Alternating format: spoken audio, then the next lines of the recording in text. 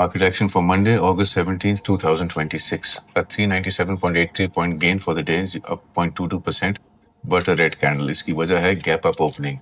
लेकिन selling pressure इतना था कि वो gap up sustain नहीं हो सकी, and the index found support just at the 5-day EMA of 180298. Above average volume पे sell out. Momentum is round about neutral. ये भी देखें MACD positive है लेकिन histogram छोटा होता जा रहा है. उसकी वजह ये है कि there is no trend in the market. So our verdict for the day becomes the short-term structure remains constructive, but today's high volume gap up fade, ये देखें gap up था लेकिन red candle है, shows hesitation at higher levels. Momentum still favors buyers, यहाँ पे नजर आ रहा है, but yet the very weak ADX and the red candle argue for consolidation unless the index can generate strong follow-through, यानी कि rise on strong volume and strong momentum.